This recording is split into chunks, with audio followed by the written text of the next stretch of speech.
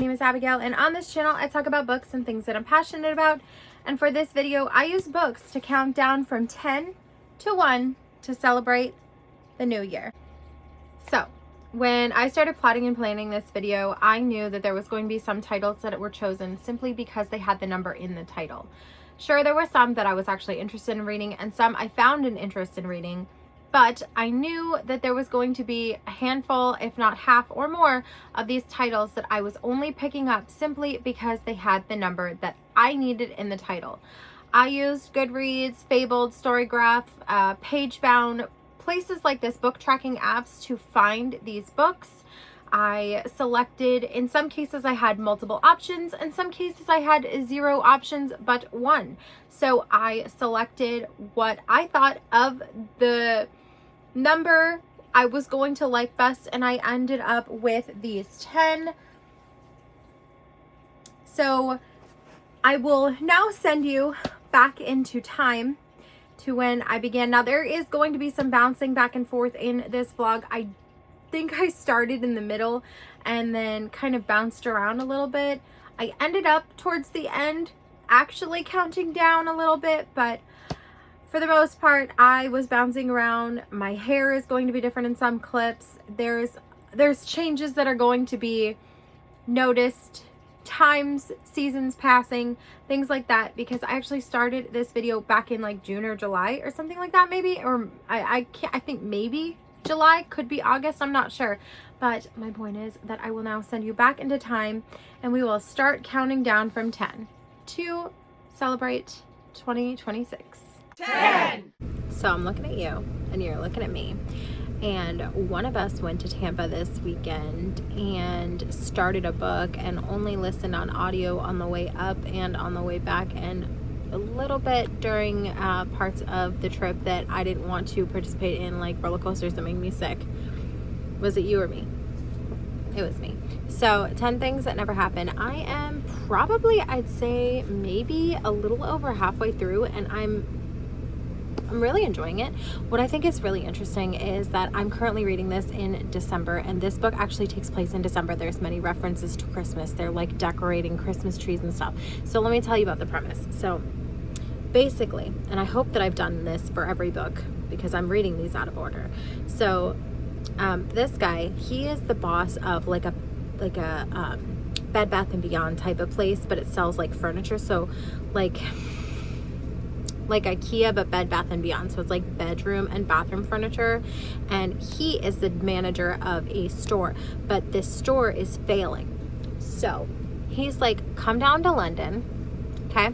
We need to have a conversation. And so they're talking, and there's another guy at the district store that he is at, where he's visiting, and he's trying to make a sale, and this guy swoops in and is like, he starts talking to them because he can tell that they're getting ready to like not buy the product, and so he gets mad, and so he's basically hovering over him, firing him. He falls backwards and hits his head into a shower with a thick pane of glass or whatever, and when he comes to, he's in the hospital, and they're telling him that he might have like issues cognitively, like he may have he has a concussion, he could have memory loss, etc., etc., etc. So this guy walks in and he goes, "Who are you?" And he's joking, but now he thinks he's got amnesia. They've been living together in his apartment for a little over a week now, and it's real close to Christmas, and his family keeps dropping by, and his family thinks they're in a relationship. They're not presently. And anyways, listen, I gotta be so for real with you. I'm having a pretty fucking good time with this one. This was, now obviously this is not the first book that I read for this vlog, but I will tell you that this is a hell of a way to start this vlog. This is like, I was expecting very little, because when I picked this up on Amazon, this was one of those ones that I had basically got just for the title, because 10. I think I had heard of boyfriend material and husband material. I actually picked this up on Amazon and it was like $3.50. So I really was not thinking much of it. my husband just had oral surgery, and he is not supposed to be talking, but he is playing a video game and he is very much talking. Anyways, I had heard of, I think it was either the boyfriend material or husband material, and it's like loosely related. It's like set in the same world. It's like companion novels, but like it doesn't follow the same like people, I think. Yeah, part of the London Calling extended universe. So it's not directly related. I'm not like fucking anything up by checking this one out before I checked out either of those two. And I will say that I didn't really have much interest in checking those two out. I kind of felt like maybe this is the wrong way to look at it, but I kind of felt like, yeah, this was in 2003, and Red, White, and Royal Blue came out before that. I think it was before even COVID, but I loved that one so much, and I kind of saw these two as like a attempt to replicate the magic of Red, White, and Royal Blue, so I wasn't really very interested in picking those up. However, this book right here, like I said, I picked this one up simply because it had 10. Now, I'm enjoying this, and I think that this has made me want to check out these two books, so I will catch up with you when I have read a little something further. I wish I could tell you exactly where I am. I suppose I could. Would you like to wait a second? Listen, you're not going to believe this, and honestly, if I hadn't seen it with my own eyes, I don't think I would believe it either. I opened directly to the exact page that I'm actually on. I'm on chapter 17, which is page 176. It's 46% of the way through the book, so I'm making good time. I mean, granted, I really only listened for about an hour, and actually, that's not true. I had to tell my husband to keep it down just a second for me. But basically, I listened to this for about an hour on the way up, ended up falling, or well, down, I guess. And I ended up falling asleep, having to restart it, listen to it at the theme park, because there's one ride. There's one ride I won't go on. There's one ride that I won't go on because every time I go on it, it makes me sick. So I didn't go on that. I let my husband and my son go on that. So I sat and listened to a little bit of the audiobook. Then we went back. We've kind of gotten the habit of doing half a day and then taking a break and then going back, which is, it's a nice break for us because, my husband and I, we are elder millennials and we need that break. And my son doesn't, but he's perfectly content to hang out with us in the hotel while we take a nap. So we took a nap, and I fell asleep listening to this, and I had to restart it once again. Went back to the park, listened to it for a little bit again, and then listened to it for a portion of the ride home. Haven't listened to it very much since then. However, I did want to report on my findings. First update of the video, and I did not update you until I was already almost 50% of the way through the book. Listen, I have already read a couple of these. I won't tell you exactly how many because I think that's not fair to do, but I will, I'll tell you that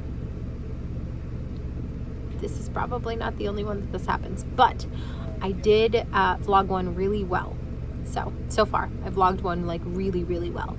But anyways, like I said, there's references to Christmas in this, and this I'm reading this in late November, so I'm enjoying the fact that while it's not Christmas, it's Christmassy. You know what I'm saying? Like it's a nice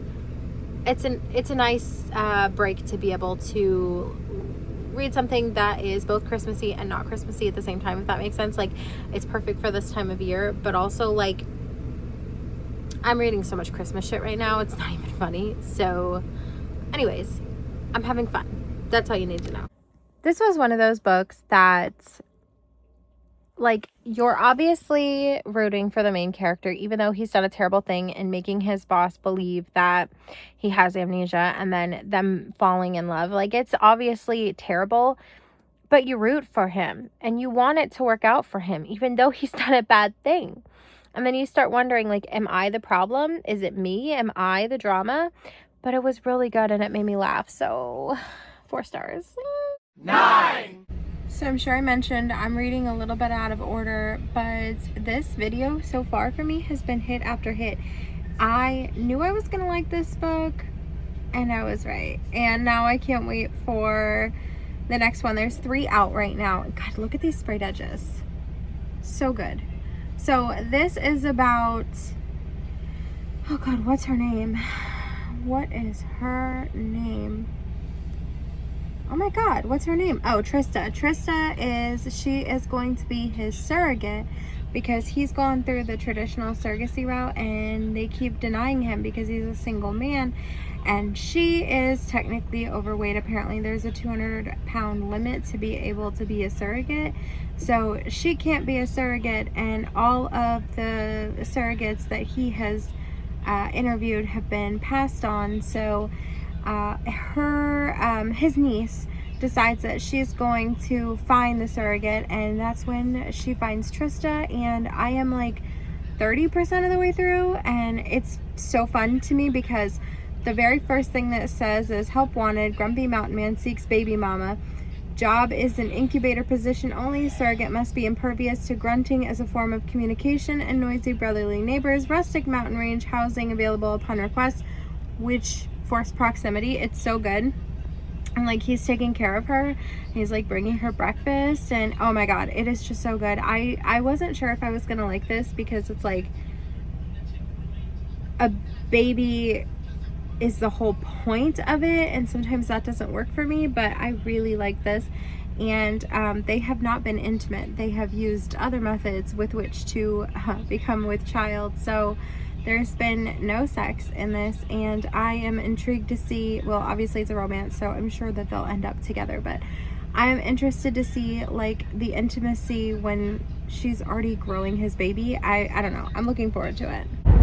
It's a little chilly outside, but they just got intimate.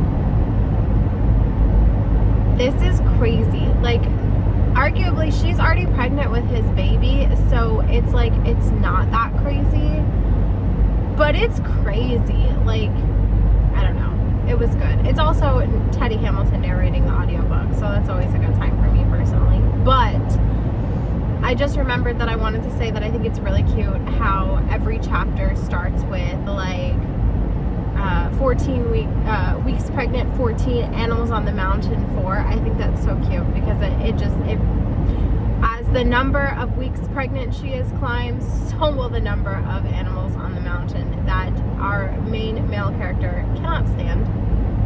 I think this is such a good time. I'm having a great time. I really love this. I think I may have failed to actually mention one thing. She's thick, and I love a plus size confident girly, and I'm having a great time, and he is not deterred, let me tell you.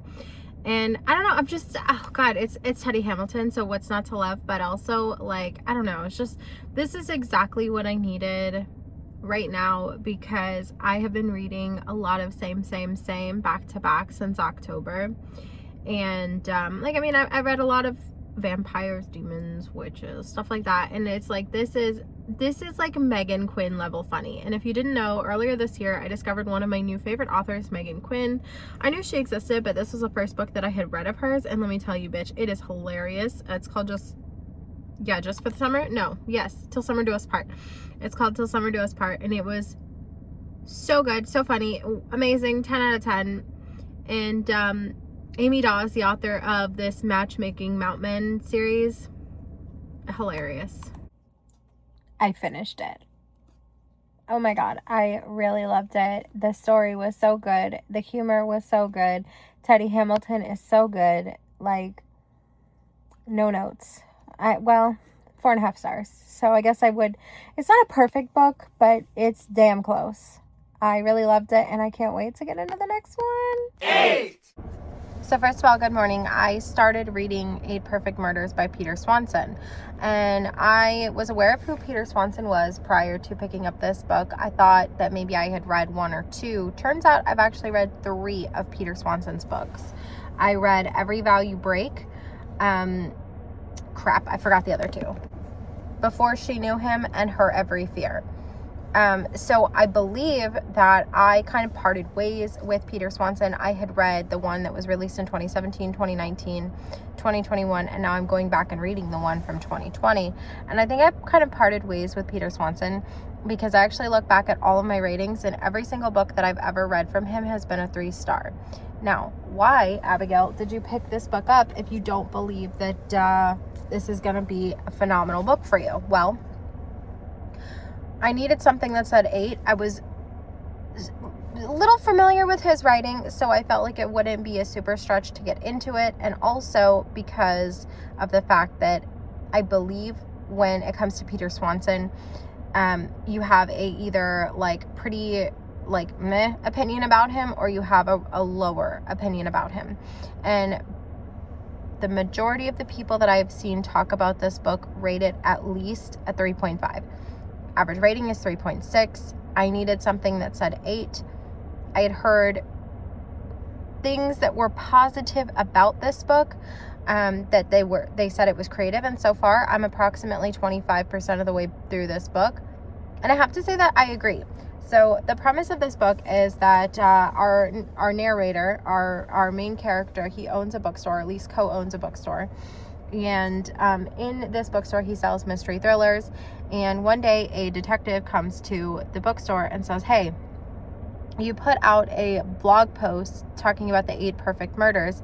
Here are some murders that we've seen lately that are looking like this list. So I'm so far, like I said, 25% of the way through this. I already have formulated some theories, but because I'm not actually holding the physical book because I'm on my way to work, well, now I'm at work, but because I'm not holding the physical book, I'm not getting the details and the intricacies of, like, at the very beginning, there was something about, which I will go back and check on tonight. There was something about, God, what did it say? It was like, some details have been changed, but it's a true story. Now, I 100% believe that this is the narrator talking to us like, oh, hey, this is, some of the details have been changed for, but this is my true story, like a fictional true story, So I think that's kind of where we're at, but I totally could be wrong. And anyway, I'm at least moderately intrigued. I wouldn't say I'm intrigued enough to go pick up these books that are part of the 8 perfect crimes, but that would be a fun video to do. I'm 25% of the way through. I don't hate it. I can read approximately, I listen on 2.5 to 3 times speed, depending on how slow the actual narrator reads. I can't handle 1 time speed. It would kill me. But I'm listening right now at 3 times speed. So I've been listening roughly about an hour, so I'm about 2 hours in, which, I guess I'm not reading for about an hour. How long did it take me to get to work? 40 minutes? 40 minutes. It took me 40 minutes to get to work, so I'm about 2 hours in to the audiobook. I would like to listen to it on my break, but I can't guarantee that will happen. Probably about another hour off the audiobook. Then at that point, then we've got 5 hours left, which is about an hour and maybe 2 hours left of the whole audiobook. 2 hours to listen, basically. So this is going by really fast. I do find that thrillers and mysteries, I do want to get to the end. Not because I think the book is bad, but because if it's a good mystery thriller, I'm eager to get to it. And I think that this premise is interesting enough, it's clever enough, it's intriguing enough to have me at least have warranted picking it up in the first place. But the actual writing itself is in fact clever. I'm having a pretty decent time so far, so I will go into work. I will update you when I have something to update you on. And I am drinking a apple crisp oat milk shaken espresso. And last time I got one of these, it was bad. Hopefully this one's good. So I lied yesterday when I told you that I would be grabbing the physical copy when I got home. I literally didn't. I just didn't. So I am pretty close to done now. I've got 2 hours left, which if I read at 3 times speed is really just 40 minutes. So that's my ride home. So this will probably be my last update for 8 Perfect Murders before I finish the book. So I'm still enjoying it. I still find it really interesting. I still find the premise really interesting. I'm especially enjoying specifically the references to other literary works. I know I briefly touched on that in my last update, but I have to say that I think the thing that I find most interesting is that this book is a book about books. This is a literary work about literary works, and that is something that gets me every time. They reference authors. I mean, he's a bookseller. His co-owner for the bookshop is an author. Like, they're emulating murders in books. It's based off of a list of 8 perfect murders that occurred in books. Like, this is so intriguing and so interesting. And the more that I go through this book, I know that I mentioned that I don't think that I would be picking up the books that were mentioned in it, but the more that I go through it, the more I'm like, should I? I don't know. But I think that the thing that I'm enjoying the most is the fact that I'm enjoying it, because I didn't have high hopes when picking this book up because of my mediocre history and experience with Peter Swanson, but I'm actually having a really good time, and I actually don't like it when I have to stop reading. So stop listening, I guess. So that's been interesting. So we are, I don't know, I'm glad that I'm enjoying this, because when you set out to read books simply because of the title, it's a possibility that you'll run into a situation where you don't like the book because your qualification for including the book is just having a number. And I thought that it was possible that 8 Perfect Murders would be okay for me based on my history with Peter Swanson, and I thought that there was a possibility that he might not be okay for me. But I'm actually enjoying this. Let's see how many of these countdown books I actually enjoy. So here's the terrible thing about life. It keeps moving regardless of the fact that you got a really shitty haircut and you don't feel comfortable in your own skin and you're not confident enough to turn the lights on when you film. Life still goes on. You still have to go to work. You still have to exist. And you still have to film videos in the middle of a video where you are already filming out of order anyway. This is the first one I think you'll see, though. So this is where no, it's not the first one you're going to see, is it? This is where my haircut's new and fresh, though. So this is where it's painful. So I did, in fact, finish 8 Perfect Murders by Peter Swanson. I think this is a 3.5 star. I was a little impressed. I was more impressed than I had been in the past with Peter Swanson. So for what it's worth, 3.5 stars to him. But I feel like the ending was a little predictable, but not in the way that I was expecting. I knew that something was going to happen, but I can't tell you what because it's a complete spoiler for the ending. But I knew that somebody was more involved than they were saying, and I did not predict the big whodunit. But I knew a small portion of it. So that's good for me, I guess. On to the next one. 3.5 stars is really not bad for Peter Swanson. I already explained my relationship with Peter Swanson. I've had some pretty okay luck with him in the past. Please, I'm trying to get used to the fact that this bitch cut all my hair off. Michelle from the haircut place in that plaza that I went to, count your motherfucking days. And I mean that. But anyways, aside from that, she really did me dirty though. Like, she cut all of my hair off, like all of it. And the thing is that I didn't even get, like, I told her I wanted shoulder, like a little bit below my shoulder hair. And if you've seen in the previous clips, I had more than enough length to be able to do that. I said I wanted layers that blended in new growth with length. And she said, okay, bet. Took my hair behind my back, cut it, and every time I went to look up in the mirror, she like pushed my head back down so that she could continue what she was doing. And it wasn't until the end that I realized, like, I didn't see it until she was done and I was crying. So like I said, Michelle, count your motherfucking days. Moving on to something that's not my haircut.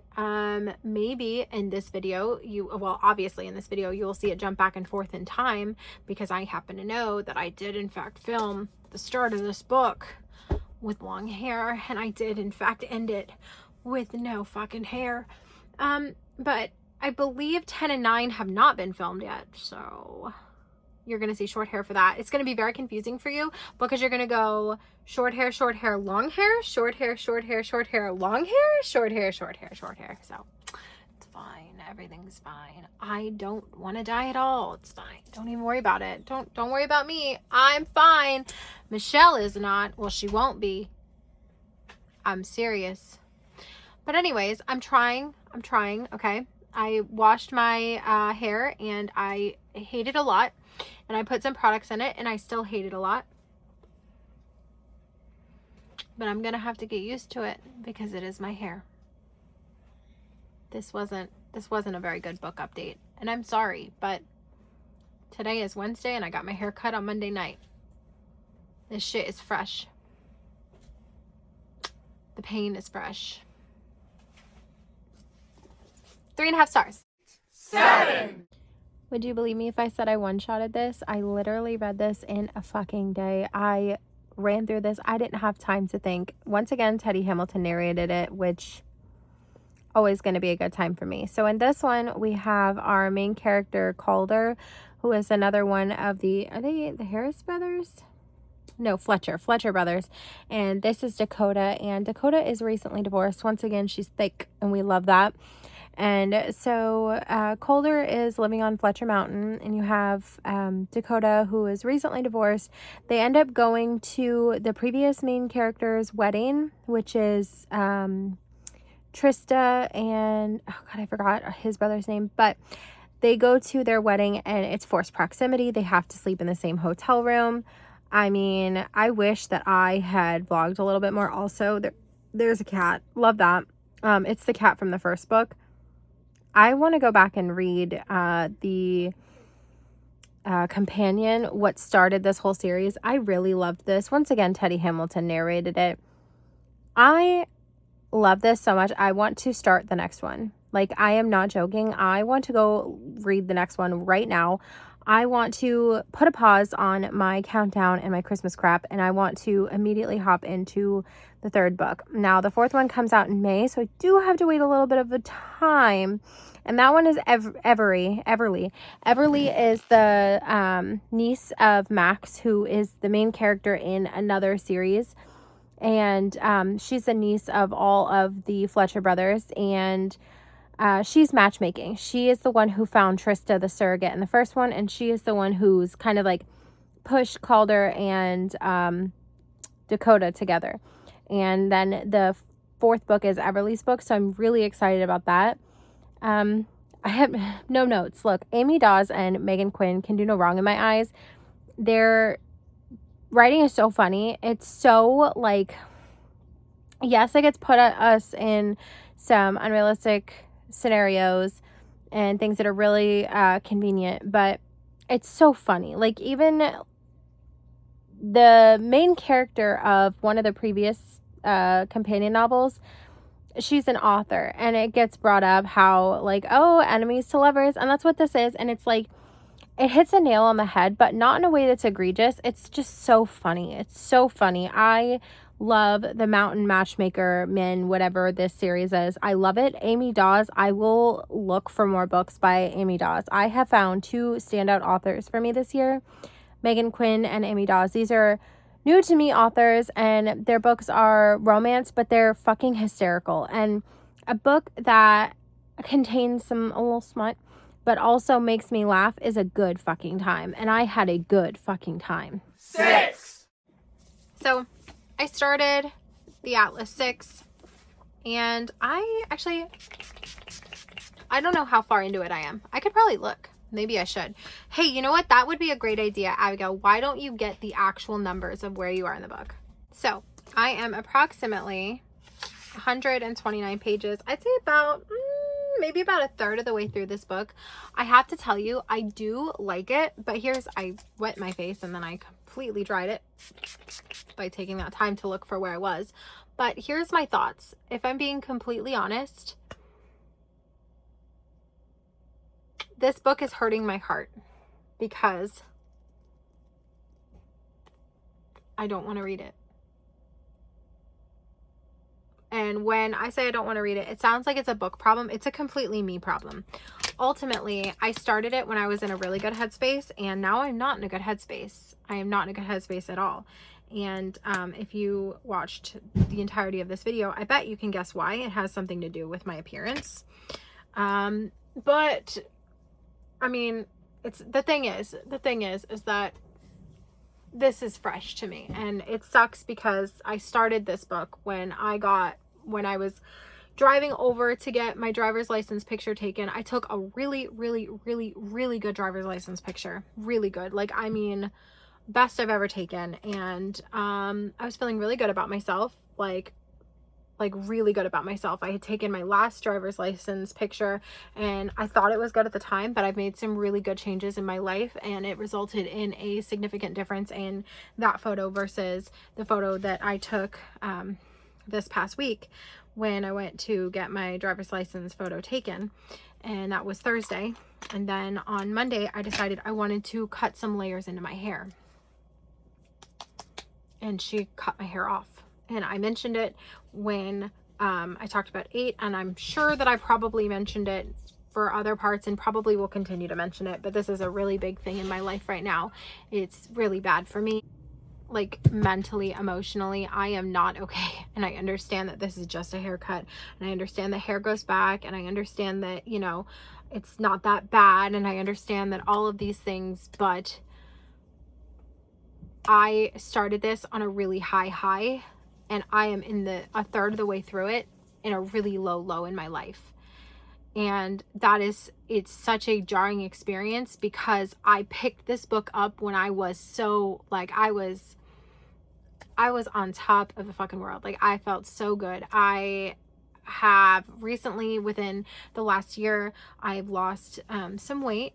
Pretty substantial amount of weight, actually. I have polycystic ovarian syndrome, which means it's incredibly difficult for me to lose weight, and it's very easy for me to gain weight. You know, people will say, oh, just eat less. Okay, well, that's not really helpful because it's not the food that's doing it, it's my fucking hormones. And then people will say, oh, just go to the gym. But what they don't understand is the science behind PCOS is cortisol levels get raised when you go to the gym and you work out. It's not something that you can just fucking run off. Like, that's not how PCOS works.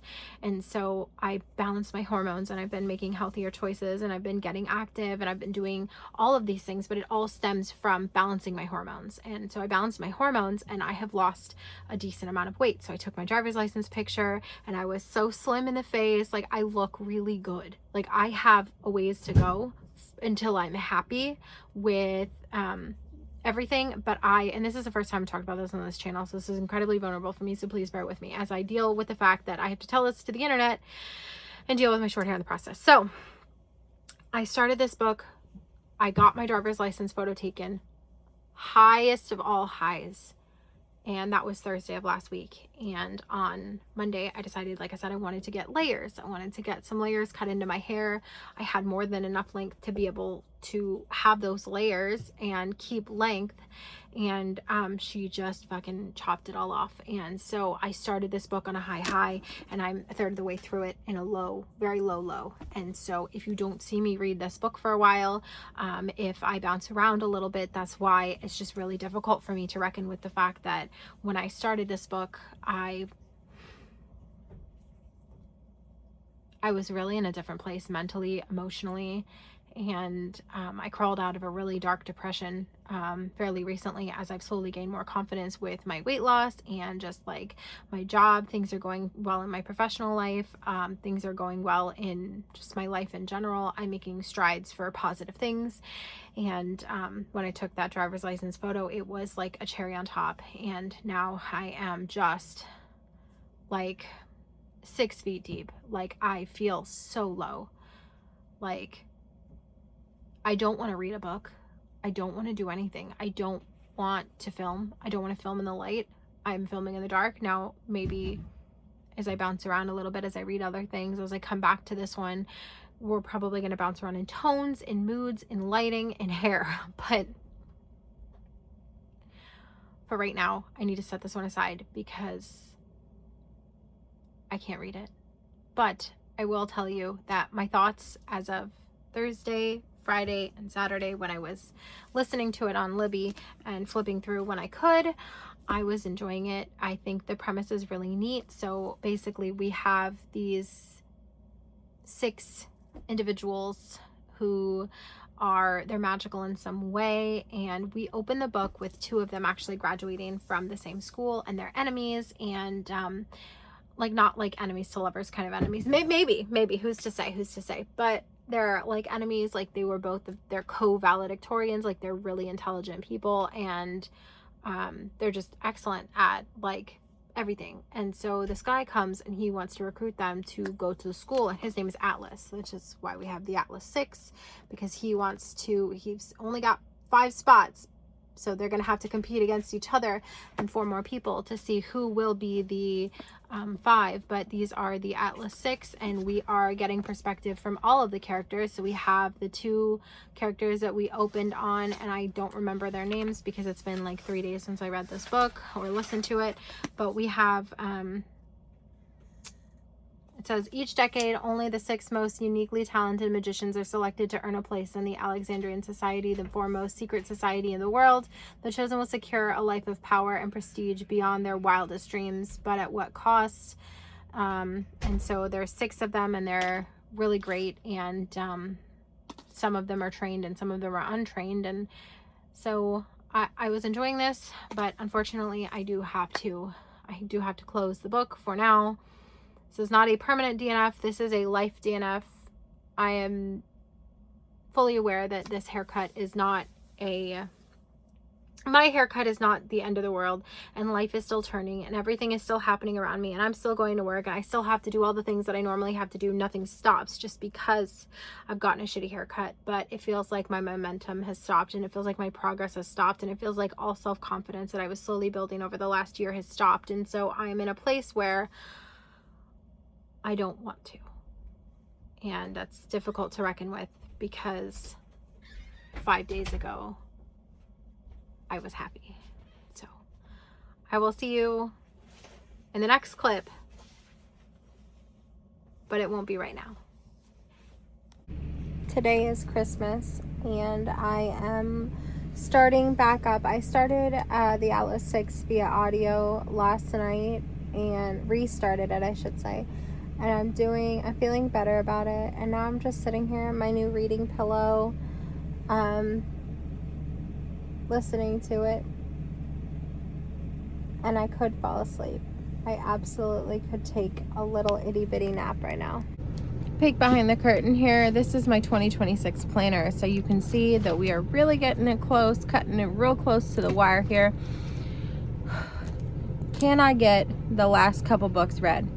No. I'm bouncing back and forth. So for you, this is halfway through the video, but for me, this is the end of the year. Now, I do have a couple books left on my TBR for this video.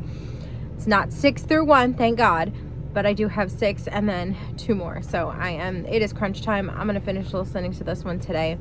I am having a little snack while I attempt to set up my 2026 planner. Having a Red Bull, and I might have a treat for my treat bag because I think I deserve it. I am maybe an hour and a half away from completing the Atlas 6, and I'm not gonna lie to you, I feel like if it weren't for the fact that I was listening on audio, I don't think I would be having a good time, because throughout the book we're getting multiple perspectives. And I think I might get confused if it weren't for the fact that different people are narrated by different voices. Like, it's a full cast, I guess I should say. But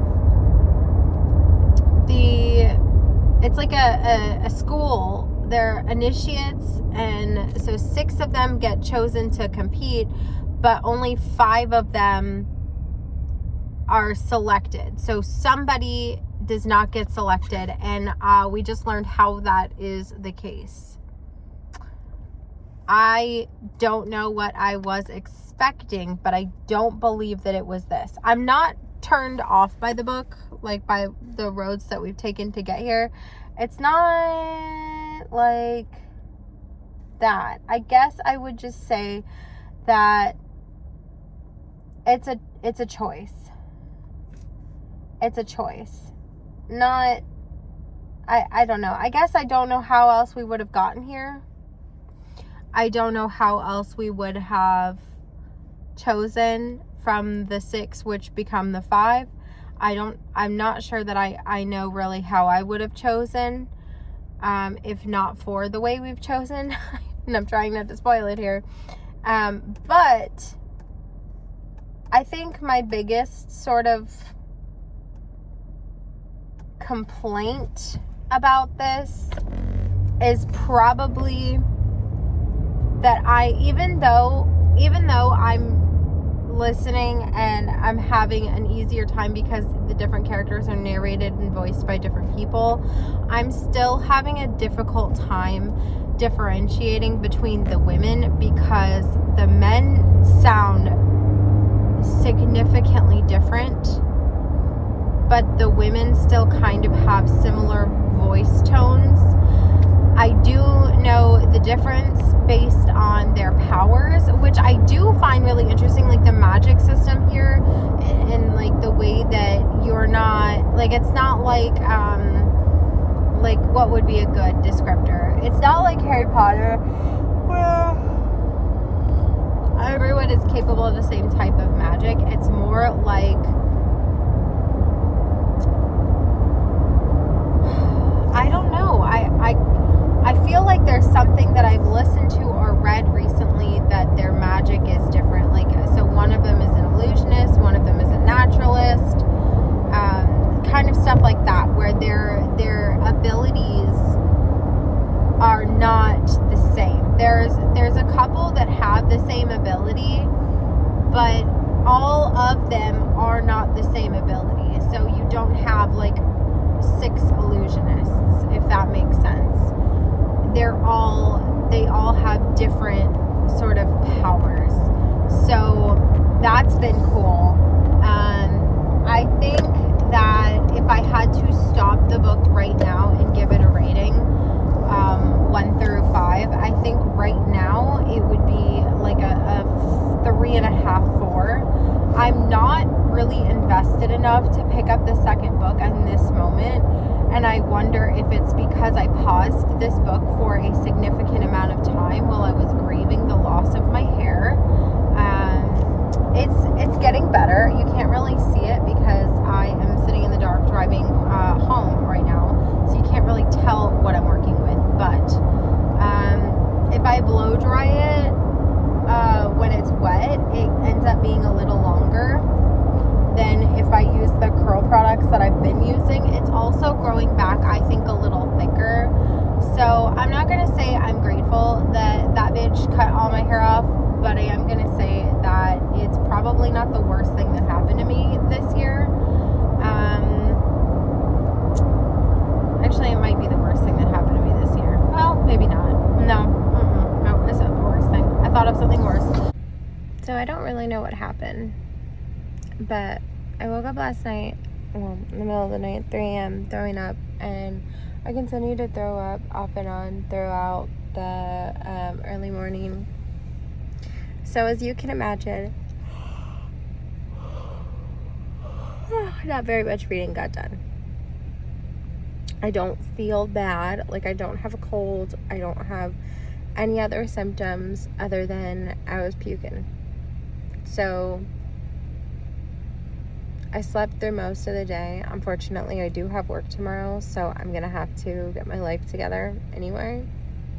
So I am going to lay here for a little bit and wait to get up until I finish this book. It's not like I'm in any hurry to get up anyway. I could get more crackers, and it wouldn't be a terrible thing to get ice for my Gatorade. But I also don't want to get up, so it's like any excuse to remain in bed kind of thing. You know what I mean? So actually, I am editing this video right now. I'm editing it, and I'm realizing I never gave you my thoughts on the Atlas 6. And I think that's because I spent so much time reviewing it already and thinking about it, because it's a book that I spent the most amount of time with, because I had started it almost a month prior to actually like continuing and completing it, right? I don't actually have very many more thoughts than what I've already expressed. I think that I am intrigued enough to pick up the next book, but I don't know if I got everything I should have out of it. Even though I spent the most time with this book and therefore it was on my mind the most, even when I wasn't actually reading it, the premise is quite interesting. So this is about 6 characters, one of them, well, six people who have powers, and they're charged with protecting Alexandria. And it's incredibly interesting, and it's like a dark academia, like secret society type book. Because I never read the back of books, I actually didn't know what I was reading until I started reading it, which is my preferred method to go into anything. I think that I may have been intimidated knowing that there were fantastical elements. And like when I say fantastical elements, I'm not talking about dragons. I'm talking about, like, I guess magical realism. Like, essentially the only thing that makes it fantastical or magical is the fact that these people have powers. But the premise after having read book 1 was interesting enough to make me pick up book 2, or consider picking up book 2, I should say. But it's not something that, like, I am dying to get my hands on. Like, I am not running to the bookstore today to complete this series. I am not on my way to the internet to purchase one. This is something that would definitely be on the back burner, but it's still on the burner nonetheless. I think I've settled on a 4-star for this one. It's not a perfect book, but I feel like it's possible that had I not taken such a long break, listen, I think that the break I took was necessary, because there was no way I was going to be able to push through in the headspace that I was in when I started it. But I feel like if I had taken a less lengthy break, I might have been more involved and invested. But also at the same time, I often find that when I'm listening to an audiobook, I get through it incredibly quick. So there's got to be a happy medium. I can't take a month to finish a book, but over a month, but I also can't take a day and a half, 2 days. So I think that if I had spent the correct amount of time with this book, I would have had a better time, because I think that this book has all the elements to make a 5-star book for me. Well, some of the elements that would make up a 5-star book, but it just wasn't a perfect book for me for whatever reason, whether it's the length of time I spent, whether it's the mode that it got into my brain, or whether it just wasn't a 5-star. I don't know, but 4-star is pretty damn good, and it's better than a 3-star, and I feel like I've been giving away way too many 3-stars lately, so I'm pleased to have a 4-star out of this book. 5.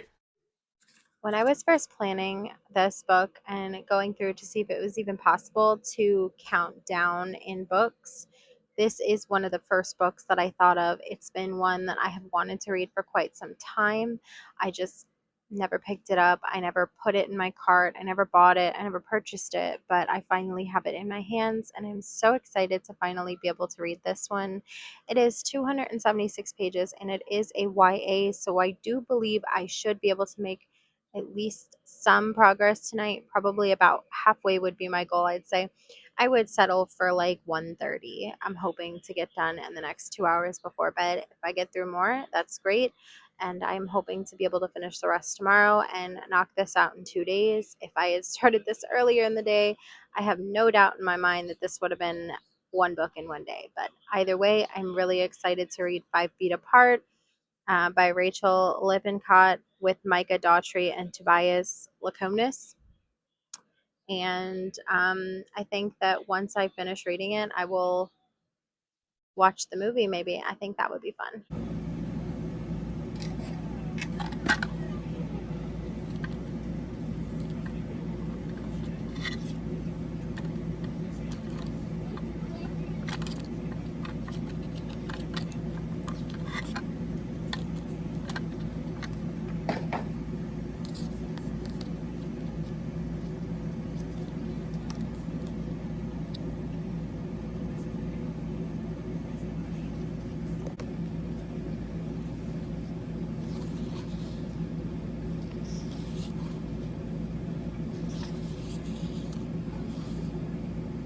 Pause really quickly. So I work in the medical field, and chapter 3, major HIPAA violation. And I get that this is YA, and I get that this had to be said to move the plot along. However, chapter 3, HIPAA violation. HIPAA violation. I repeat, a HIPAA violation. A nurse comes in and tells Stella, "Why, Will is there?" I look like a chef in my bonnet hat, but you'll have to forgive me. I am 119 pages into 5 Feet Apart. So far, I'm enjoying it, other than the blatant HIPAA violation in chapter 3. This writing is definitely more simplistic. It's made for, I think the dust jacket says 12 and up. So it's definitely juvenile writing, but it's easy to follow. I'm not struggling with the medical terms, which is great because this is made for 12 and up. This, so far, there's a couple mentions of sex, which shocked me a little bit, I'm not gonna lie, because this is literally a book for 12 and up, and sex is mentioned quite a bit. So despite my son being 12, I don't think I will be handing him this book. But there's no actual on-page sex at this point. Page 119 just mentions, in passing in conversation, mention sex. So I will keep you updated on that front, and I'm gonna go to bed for now. I am a little bit less than halfway. I was hoping to get about halfway, and if I push myself, I definitely could stay up, but I know that I have work tomorrow, and I don't want to be a grumpy bitch, so I will call it a night for now, and I will check in the next time I've read part of 5 Feet Apart.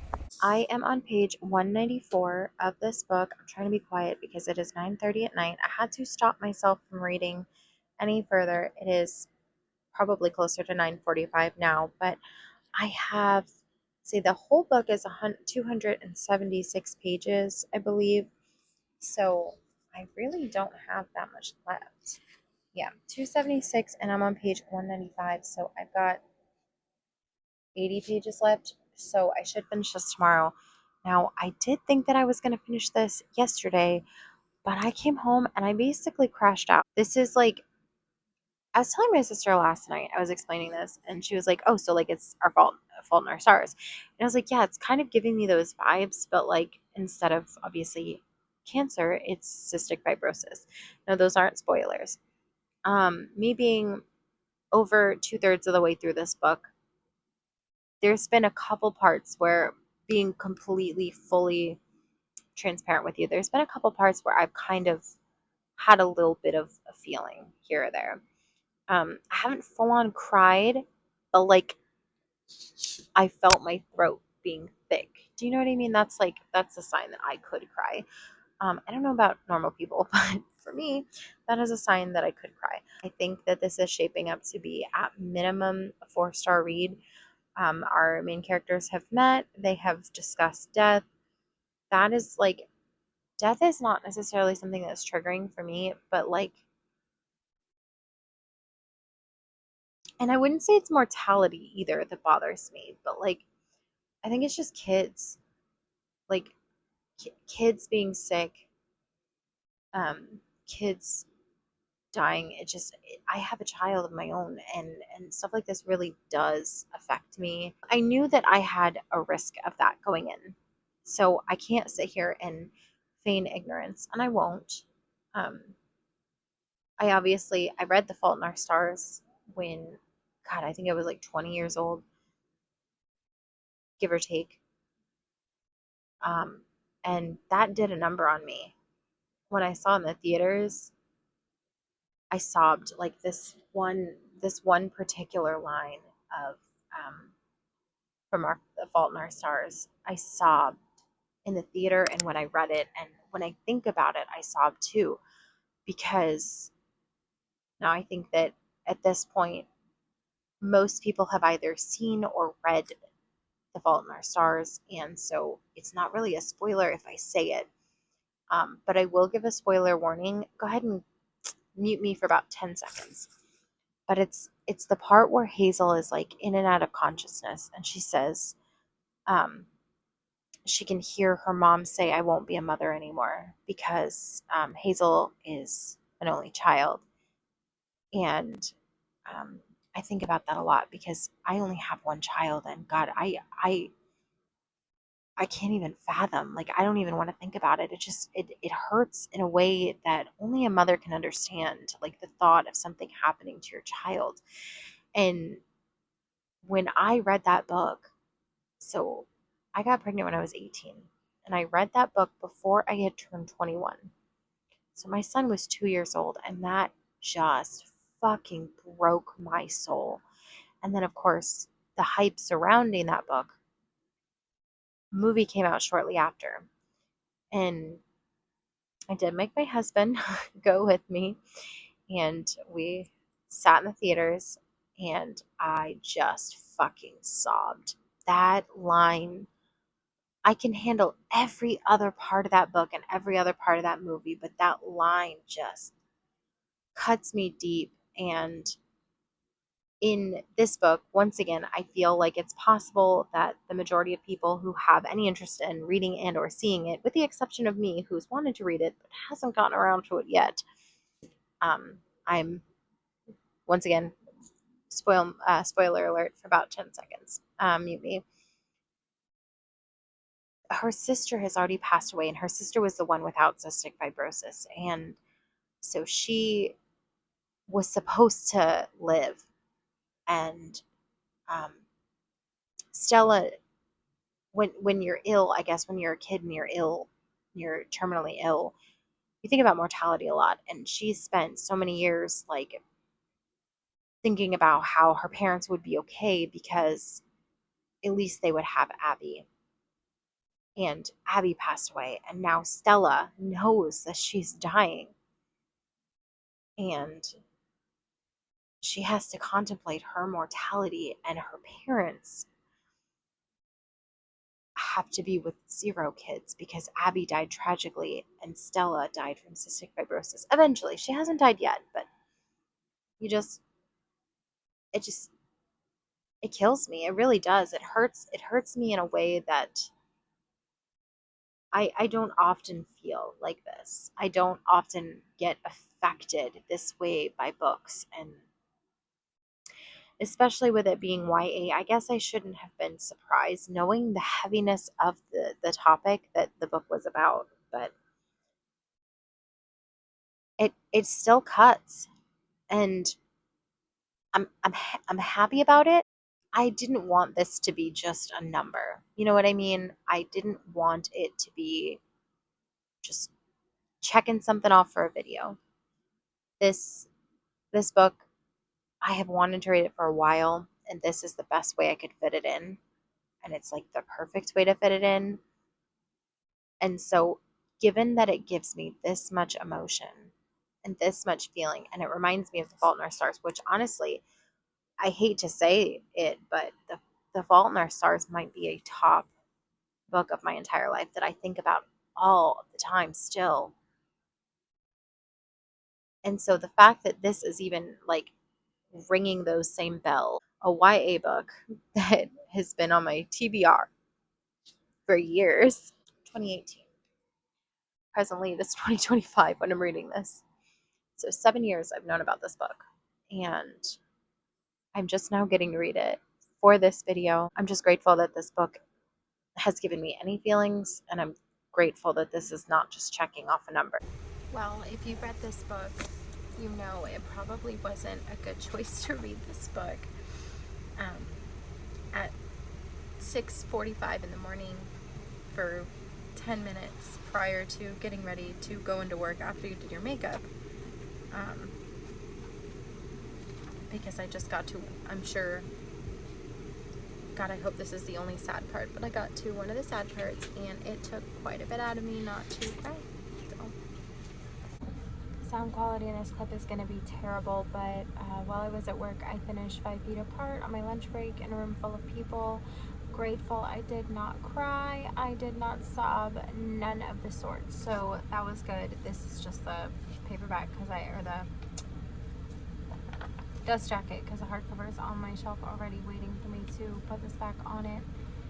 It's 4-star. Like, I got a little choked up when one of the sad things happened, and it made me feel things. It hurt a little bit as a mother. We talked about it the other day. It hurts. It does. It just does.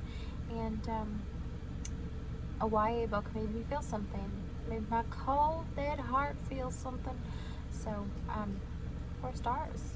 4. Here's what I knew about Darker by 4 by June C.L. Tan before I started this book. That it had like anime vibes and it was YA. And that's all I needed to know, because I don't like to read synopsises before going into a book. So to say that I know next to nothing about this book prior to starting it would be very true. I am about, I'd say, well, maybe a quarter of the way through so far. I do find it a little difficult to pay attention when I am doing anything else. Like, there are some books that I need to give my full attention to, and there are some books that I'm okay to sort of multitask. And because I'm listening to this on audio, because I mentioned a couple times, like, fantastical things don't usually go well for me if I'm reading them physically. So I'm listening to this on audio. It's a YA book, so it should be pretty straightforward, but because I had absolutely no idea what I was getting into when I started reading this book, I had no way of knowing that they were fighting like things. Like one of them's a reaper. I also can't keep the character straight. So Rue has a goal in mind, honing her magic to avenge her mother's death. Urian is the black sheep of an illustrious family. The world would be at his feet had he been born with magic. And Nakai is a reaper serving the 4th king of hell. When his master disappears, the underworld begins to crumble, and the human world will be next if the king is not found. When an accident causes Rue's powers to transfer to Yiren, I don't know. Everything turns upside down. Without her magic, Rue has no tools for vengeance. With it, Yiren can finally feel like he belongs. That is until Rue discovers she might hold the key to this missing death god and strikes a dangerous bargain with another king. As darkness takes over, 3 paths intersect in the shadow, and 3 lives bound by fate must rise against destiny before the barrier between the worlds fall and hell breaks loose, literally. You know what? Maybe I should have read that, because there are some times where synopsises, like, they give too much away and like it ruins the story for me. This, I feel like maybe I would have understood what the hell was going on. Pardon my pun. What the hell was going on? I guess it should be no pun intended. When I started this book. So lesson learned on that. But I do feel like sometimes synopsises give too much away, which is why I almost never want to know anything.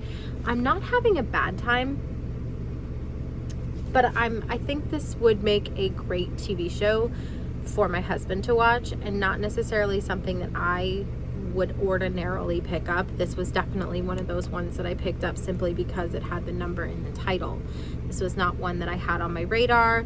This is one that I typed into Goodreads and Storygraph and found that it existed and decided this was the one. I also believe that there's a sequel coming out, and now will I pick up the sequel? Unsure. Stay tuned. Okay, so yesterday while I was doing various activities around the house, like cleaning up and playing mobile games on my phone, I was listening to Darker by 4, and I am almost done with it, thank God, because I am really struggling through it. I don't know if it's like a higher mental strain than I was prepared for. I thought it would be a YA. It is a YA. And I think I'm now grasping the world, but I gotta be honest with you, this book is not something I normally would have picked up, and it's definitely showing, because it has taken me a very long time to get where I am. Okay. I have to return this back to the Hoopla library tomorrow, and that means I've had it for 20-ish days, and it has taken a lot out of me to get to this point. So, and I also find that like when I want to listen to an audiobook on the way to work, this is not the one I'm choosing. It's just not. It's not. It doesn't bring me the type of satisfaction that some of the other books that I listened to in the past have brought me. I feel like when I originally started this book, I was hoping for something out of my comfort zone a little bit, and I definitely got that. But the thing is that it took me like probably until yesterday when I was listening to the other 2/3 of the book. Like I had read a third, and I basically have gotten to the point where I've got a little bit left now. But yesterday when I started, I would say the second third of it is when I started to really understand what was happening. So we have these remnants, which are things that need to be banished, and the people that are training, they have magic and they're exorcists, and they send the remnants back to hell. There's multiple kings involved, and listen, if you've read this book and you understand what's happening, help me out here. I don't understand the magic system. I also don't understand the royalty hierarchy, and I don't understand when they reference kings. Are they kings of hell? Because the remnants are going back to hell, and these people who have magic are banishing them to hell. So I guess I'm wondering if this is all, like, if the kings are kings of hell. Like, if you've read this, please let me know. Maybe I need to do one of those, like, I need to watch one of those videos where it says the book explained or something. I don't know, because I am not grasping it, and I don't know. I don't know what that says about me, that I'm a 31-year-old lady who can't understand a YA book, but here we are. I'm not sure if this is just beyond my mental capabilities, or if it really is like it's leaving something out, or if maybe when I was listening, I just skipped over the part that I needed to understand what's happened so far. Either way, hoping I figure my shit out, because now that I'm starting to like understand it, it's a little bit more enjoyable. But this is not something that I would continue in this series, probably. Unfortunately, I was hoping that this would be, because I don't have a lot of folklore or stories like this, and maybe that's because I'm not reading diversely enough. Maybe that's because I'm not following the right people. But this would be the first, is that right? Yep, this would be the first YA fantasy of this type of culture lore that I've ever read.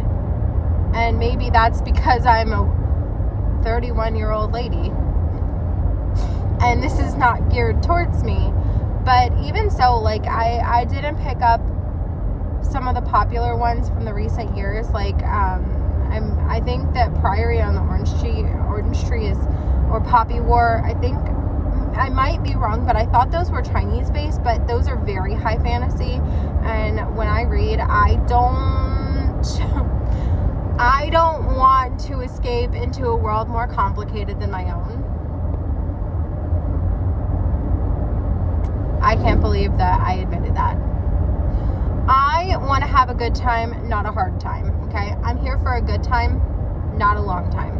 I want my books to make sense. Like, even some of the ones that I've read in the past that I think about, oh God, I'm really tired this morning. It is Monday. That checks out. But even some of the more, like, complex books that I've read in the past, like, Game of Thrones, I had a understanding of Game of Thrones when I read it because I had watched some of it already. I had done the naughty thing, which is to watch before you read, which I tend to try not to do. And then you have, like, even what was the Jay Kristoff wrote a book. I can't remember what it was called, but it was white, red, and black. That was all the colors on the cover. And I want to say it's like Gods of something, or I don't know. But that was a little too complex at first for me. I read a lot of horror and romance, and so when you add fantasy, if you don't clearly explain the rules, like, okay, let me try and explain it, like, using the example that nobody's gonna appreciate. When we were reading Harry Potter, it's not a super complex magic system. However, you are being introduced to it slowly because Harry was being introduced to it slowly. I think that is my preferred method of learning magic systems and getting into worlds. Even the Hunger Games did a really good job because we were starting from the beginning of a reaping, and so we were, like, warned of it, and then, you know, we slowly got to the point where we were catching fire. So then you have, and then Mockingjay, unless I reverse them, and then even Divergent, you're introduced to it slowly. Whereas this book, Darker by 4, I feel we've been thrown into it. And I'm expected to understand a certain amount of information prior to having read anything about this. And I don't. So, yes, I'm going to continue now. I just got to the part where my question about whether they were the kings of hell was confirmed. They are, in fact, the kings of hell. So, moving forward, at least I understand what I'm reading. Kind of. It's 4 a.m. and I finished this yesterday. Darker by 4. And in one of the last clips I filmed, I said that I don't think I'll be continuing. I might. I'm not sure. I'm not sure if I'll continue.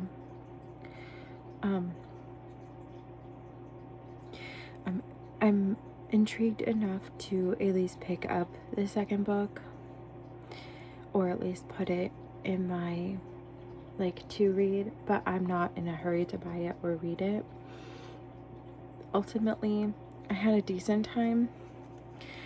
I don't still think I understand the book, and this may be just I wasn't in the right headspace when I started this book, and it could also be that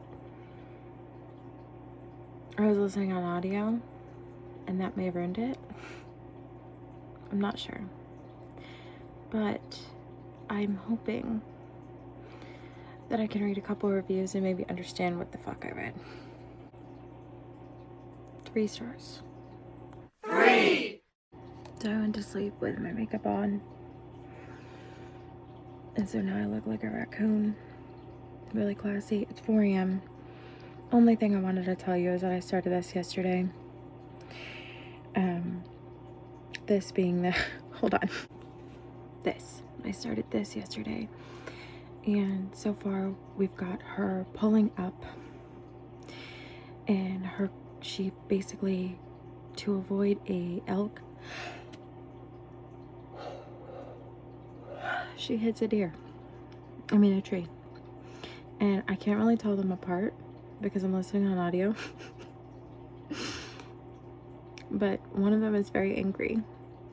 And she's in a relationship with one of them.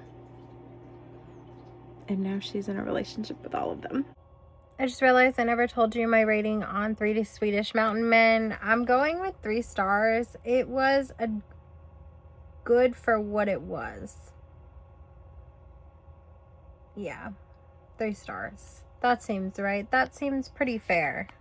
2. Good morning. It is 5 a.m. I am on my way to the gym. I did, in fact, start the book 2 Wrongs Don't Make a Right, or 2 Wrongs Make a Right, yesterday. When did I start it? I think I started it at work. I started it at work, and I am a little under halfway, like probably like 35-40% of the way through.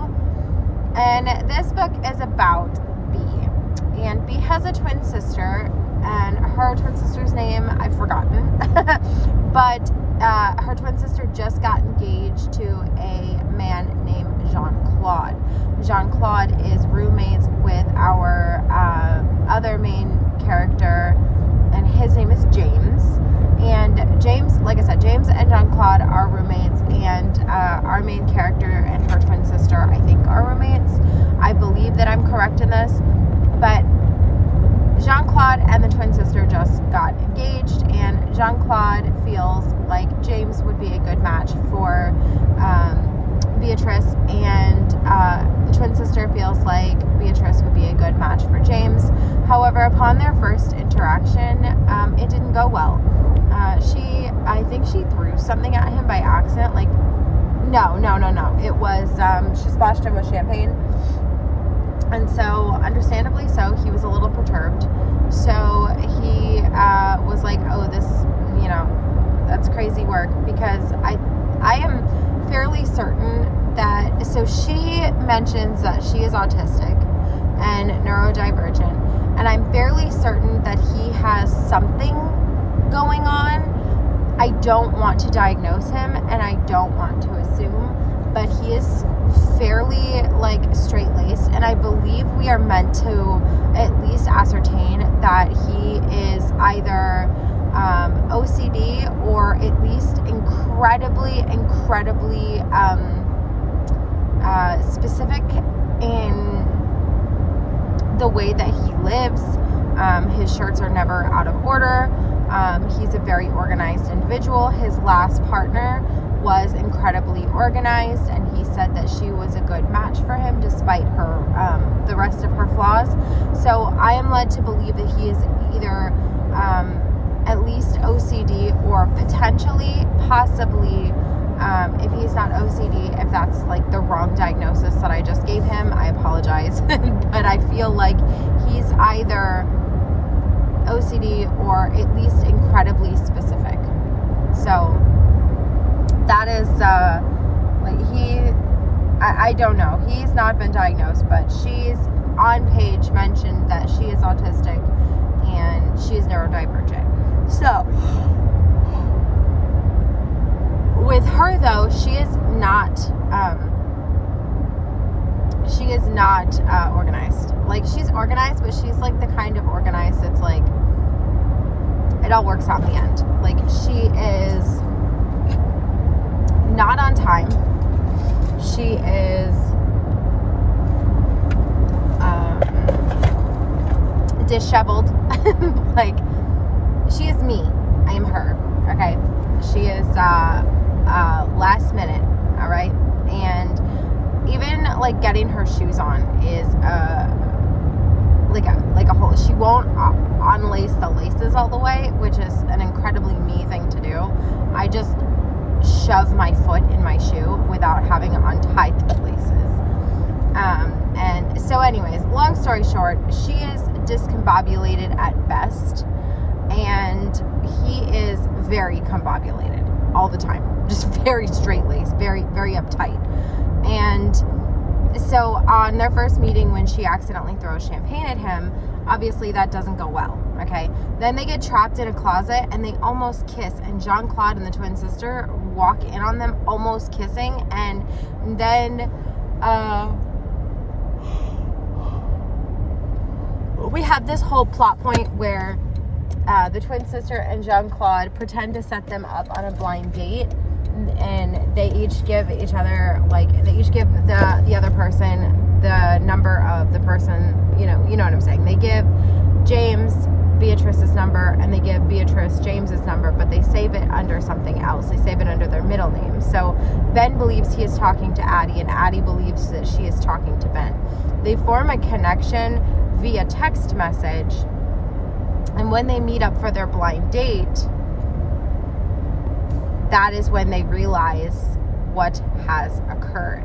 And so that is right about all I can say without spoiling it. There is some elements of fake dating as a, like, sort of method of revenge, getting back at their friends and their, her sister and everything. So I'm having a pretty good time. I can't lie. This book is, I kind of wish that, I had picked this one up earlier. But it falls, the reason that I say that is because it falls in the space between, like, right before Thanksgiving and Christmas. And at the time that I am recording this, I am, like, right at the end of the year. So it would have been nice to read alongside them, like, time-wise, but it's not that big of a deal. It's not taking me out of the story. It's just, I like that. So it is, I like reading about that. You know what I mean? Anyways, I will let you go so I can continue reading. I should have stopped there for gas, and I didn't. I do not want to turn around. I do need to obtain gas this morning, or I'm not going to make it to work. Fortunately, I'm on my way to the gym, and I definitely have enough time to, I believe I have enough time to gym and get gas. So I will gym, then I will get coffee, and then I will get gas, and then I will go to work. And all the while, I will be listening to my audiobook of Two Wrongs Make a Right. All right, gym workout done, gas got, coffee got, at work check. So it's been an hour and 46 minutes since you and I last spoke. It is now 6:46 a.m. I have to be at work at 7, but because I came directly from the gym, I'm going to go freshen up. And I didn't get sweaty and gross. Listen, I got to work from 7 to 5 today because we are real close to the holidays. And it's actually really close to New Year's. And because of that, we're working less days this week. And so in order to make up my hours and make up my time, my ass needs to be sat at 7 so I can work 7 to 5, getting me 9.5 hours. I did 9.5 hours yesterday. I'm doing 9.5 hours today. That's going to get me 19 hours. Maybe I might do 7 to 4:30, but still, that's 9.5 hours yesterday, 9 hours today, and I'm doing 7 tomorrow to get as close as possible to 40, so I have to use less of my PTO, because it has been a rough year PTO-wise. I had to use PTO to take care of my sick child in November, and then it was his birthday, and then my husband had unexpected, not planned oral surgery. I had to take PTO for that because somebody had to drive him home. And then, of course, Thanksgiving occurred, and then there was, and that, by the way, my kid getting sick, my husband needing oral surgery, and Thanksgiving, that was all in the same month. That was November. And what's worse is my son was sick a couple days before his birthday. And his birthday is a week before Thanksgiving. And my husband got oral surgery. It was in 2 weeks. It was really within 2 weeks, that time frame. So, FML. And then, of course, we have Christmas, which I ended up doing 7 to 4:30, 7 to 4:30. I ended up taking an extended lunch for one day. And then I did work the day before and the day after until 12:30, but that's still because I can't, if I hit 5 hours, I have to take a break. So I came in at 7:45, so I did not hit that 5 hour mark. So it was 4 hours, 45 minutes, 4 hours, 45 minutes, 9 hours, 8 hours, 45 minutes. So I did not make a full 40. Well, here we are, week of New Year's, and I am not going to make a full 40 this week either, which is why I'm sitting here scrambling, calculating my PTO, counting my hours, because I cashed in some of my PTO to get caught up on life and to make a big expense. And so ordinarily I wouldn't do something like that, but I was in not like a financial bind, but I really wanted to do something, and I wasn't going to be able to do it on my normal income. So in order to get myself ahead enough to be able to do that thing, I cashed in some PTO. Anyways, you didn't ask for this. I'm sorry. 2 wrongs make a right. Let me tell you how it's going. Really, really well. So we've gotten to the point where we're admitting our feelings, and I enjoy that we are admitting them, because I feel like one of my biggest critiques of romance is like when the guy is feeling it and the girl is feeling it, and neither one of them has the balls to say anything to the other person. That shit pisses me off. I did not sign up to read 150 pages of fucking will they, won't they. Listen, not to be a hater, but I'm gonna hate. Haters gonna hate, and here I am sitting hating. I love the romance genre. I love all types of romance. Dark romance, stalker romance, mafia romance, morally gray romance, queer romance, straight romance, sweet romance, spicy romance. I enjoy second chance romance, fake dating romance, all of the romance, every romance. But one thing I cannot get behind is 150 pages of them both having mutual attraction, mutual, I want to make this work, and neither one has the cojones to say it. So it leads me to a place where I'm frustrated, and I don't do yearning, I don't do angst. I'm so sorry.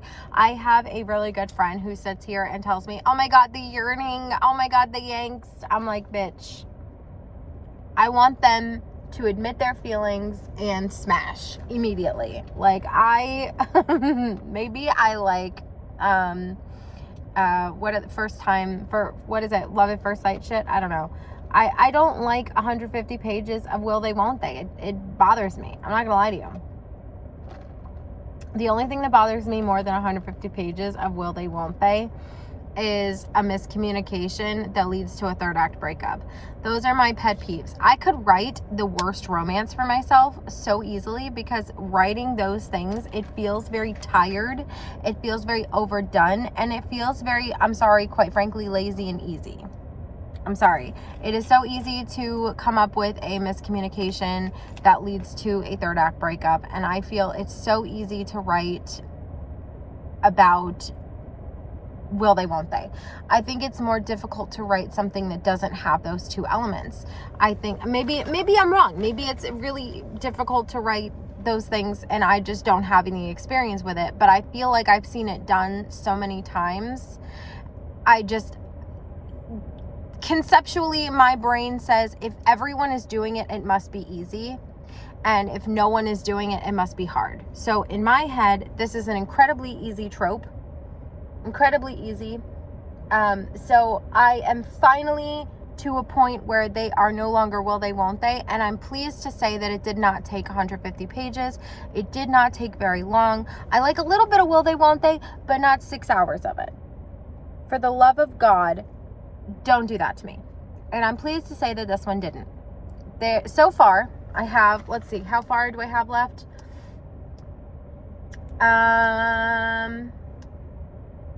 Let's find out. I have 1 hour and 32 minutes left of, I played it. Shut up. I have 1 hour, 32 minutes left at 2.5 speed. So I probably have my break, maybe 30 minutes of downtime at work before life happens and starts, and maybe the time that it takes me to get home today. So if I listen for 30 minutes 3 times, I will complete this book. So I will have an update for you when I am finished with it. I am enjoying it. I think that my complaint, if I had one, would be, no, I don't think I have one. I think that he's incredibly, like, so there's this whole scene, without getting into spoilers, there's this whole scene where something is bothering her sound-wise, and instead of, like, kind of ignoring it, and he's like, oh, whatever, like, get over it, you know what I mean?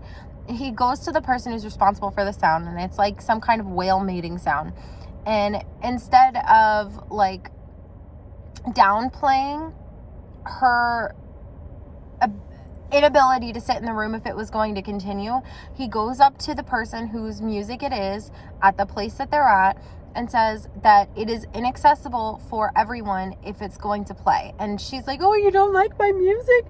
And he's like, no, what I'm saying is that it is inaccessible for everyone. It's not a matter of enjoyment. I'm sure you have a great time with it, but it's not something that is accessible for every person.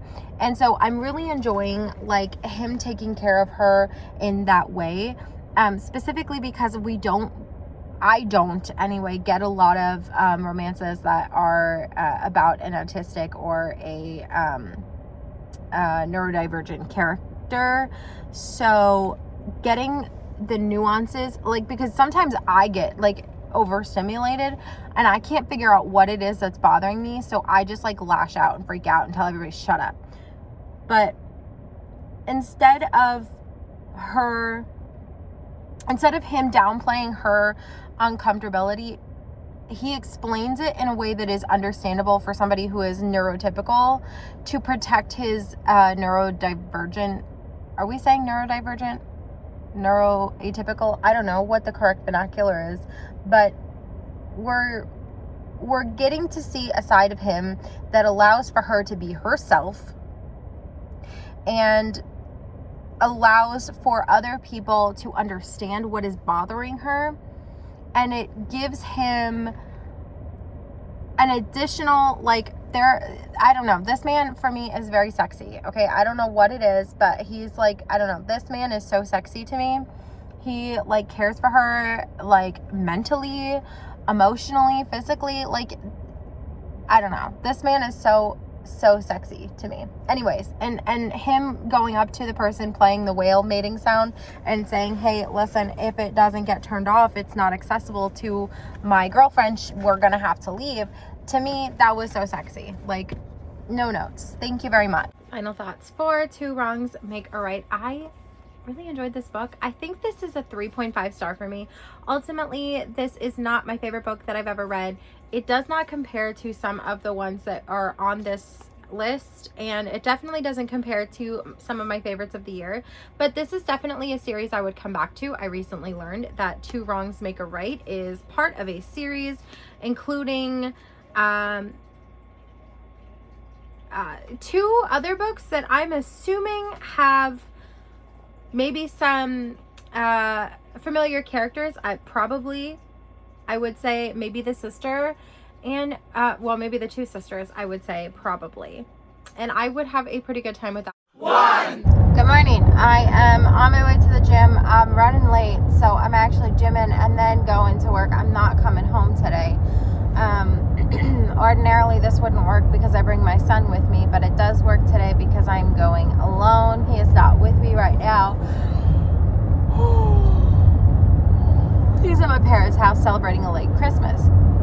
So, here's the deal. I have started One to Watch via audio, and I am having such a good time right now. It's about a plus-size main character who, she has, like, a fashion blog, and she also has a person in her life that she is friends with, but it led to something more, and then he ghosted her, and then she's talking about, you know, her dating life on her blog to dating as a plus size woman, kind of, and not really dating so much as, like, she has a specific go-to outfit, and then 4 dates, and she mentions that in the blog, and then she said that it was a bust. So I'm having a good time. I can't lie. Like, this is actually, I was kind of dreading the last 2 books that I had to read, but it turns out that I'm having a better time with this book than some of the ones I thought I would enjoy. So not sure what that says about me as a person, but anyways, I think that a lot of the commentary surrounding this book, like some people have said negative things, and like don't get me wrong, negative things are your opinion and that's fine, but I shouldn't let it color my opinion, but I did. So when I was looking for one, I recognized this one, so I picked this one, but then I remembered the stuff around it, and I was like, do I want to read it?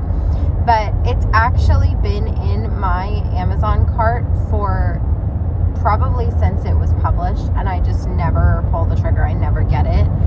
So I was happy to get it for this vlog because it's been in my cart that long. So I will let you know what I think. We've gotten to the part, and this isn't a spoiler because it's the premise of the book. But forgive me, I'm tired. I didn't sleep well last night. I was up throwing up the night before. I don't know what's wrong with me, but I'm still going to the gym because I am paying for the gym membership and I don't want to lose my momentum. It's really what it boils down to. But anyways, I digress. So the premise of the book is that we're going to get a plus size main character on a bachelorette type show, and she is that main character. Her name is B. So I think I'm having a really good time, which is, like I said, a little surprising to me, but oh my God, I can't stop yawning. I digress. I will let you go. I'm going to go listen to my book. I'm going to listen to it at the gym as well. There is a workout class in the gym today, which is annoying to me because I don't want there to be a workout class in the gym today. I just want to have the gym to myself, like I've had it to myself for the last several days. But it's also, we're like right around the holidays, so that makes sense. But also, get out. Let me gym alone. So I just finished the entirety of One to Watch, and I have notes, and I have them actually with me this time. So I did listen on audio, and I'm kind of regretting that. I kind of feel like this one would have been really good to listen or to read physically. And I just didn't, and I feel quite bad about that. But here are my thoughts. I enjoyed the commentary on size. I think that while this isn't a perfect representation of everybody's experience being a not skinny person, I did enjoy the representation and the commentary on size. I also enjoyed B as a main character. I thought that she was very refreshing because she's both confident and she has insecurities, which is, you know, it's normal. You know, the way that she's feeling, she's like, I am actually a bad bitch, but also I have insecurities.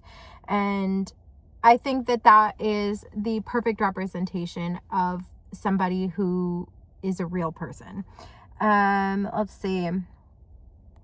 She displays her insecurities in a way that is realistic.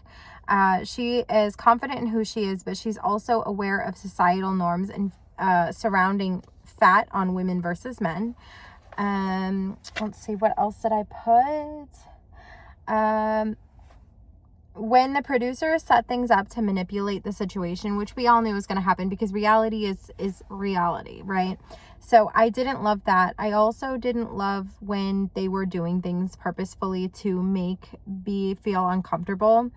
The best moments were pretty much whenever clothes were involved. I really enjoyed, because she's a fashion blogger, so her being able to enjoy clothes as a plus size woman was fun for her, so it was fun for me, the reader. I enjoyed the fact that multiple men were vying for her attention. Now, that sounds bad. I enjoyed that multiple men were attracted to her and wanted to win her. And then I also liked that Allison, her stylist, was plus size, so she was down and she was like ready to go with the clothing. And I did not also like, there were two things towards the end that I didn't like, but I was ultimately pleased with the ending of this book. I think this is probably a 3.5 star. It could be a 4 star. It could be, I'm going to settle on a 3.75 star because it's not quite a 4-star, but I think it's above a 3.5 star.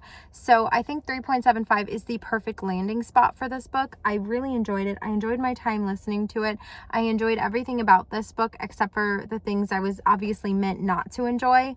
So overall, I think 3.75 stars. Normally, I don't even do half ratings, let alone, quarter ratings, but this book was special in a lot of ways. I enjoyed it. I will probably pick up whatever else this author puts out. But I think that, like, listen, I was a selection girly. I loved the selection. I don't watch The Bachelor, but I love watching shows or reading books like it. I loved Flavor of Love, Rock of Love, I Love New York, those types of shows from when I was a kid and probably far too young to be watching these things. I loved them then. Now, I don't watch The Bachelor.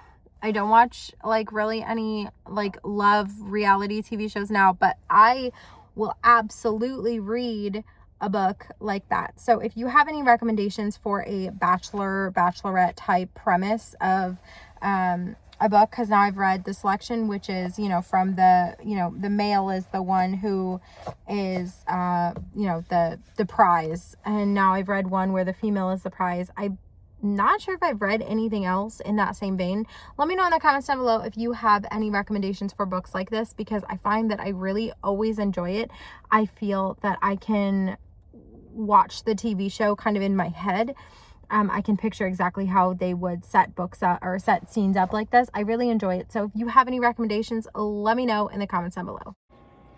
With all that being said, I completed my self-given challenge and I counted down to the new year with these books. Let me know in the comments down below. Are there books that you would have chosen instead of these? Are there any books that I should have chosen?